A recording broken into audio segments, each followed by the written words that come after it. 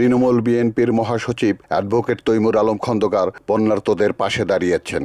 বন্যা দুর্গত এলাকায় বিশুদ্ধ খাবার পানি, স্যালাইন ও ঔষধ বিতরণের উদ্দেশ্যে মিউজিশিয়ানস অব নারায়ণগঞ্জ এর স্বেচ্ছাসেবীদের কাছে ত্রাণ সামগ্রী হস্তান্তর করেন নারায়ণগঞ্জ জেলা তৃণমূল বিএনপির সদস্য সচিব সাজিদ খান সিদ্দিকী। ত্রাণ সামগ্রী বিতরণকালে তিনি বলেন, ভবিষ্যতে যে কোনো দুর্যোগে এভাবেই মানুষের পাশে দাঁড়াতে চাই।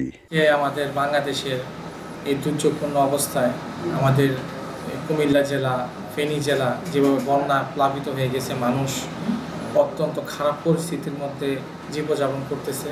মানুষের অবস্থা অনেক ভয়াবহ। কেউ কারো বাড়িঘর ডুবে গেছে, কেউ বস্ত্রহীন, কেউ অন্য বস্ত্রহীন, খাবার দাবার ঠিক মতো পাচ্ছে না। আমাদের বাংলাদেশের বিভিন্ন স্বেচ্ছাসেবক টিম, বিভিন্ন রাজনৈতিক দল, তারা আপনার এই বিভিন্ন জেলায় গিয়ে বন্যার্ত মানুষের পাশে দাঁড়াচ্ছেন।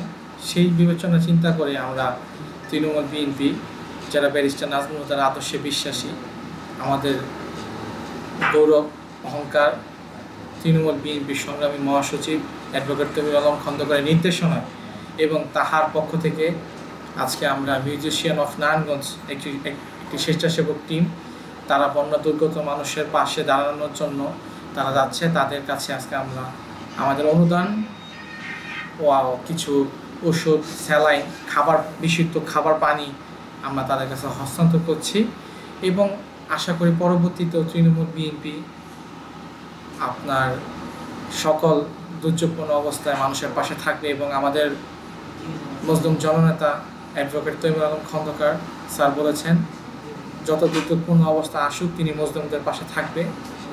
Report Shahjahan Chowdhury, NAN TV, Narayanganj.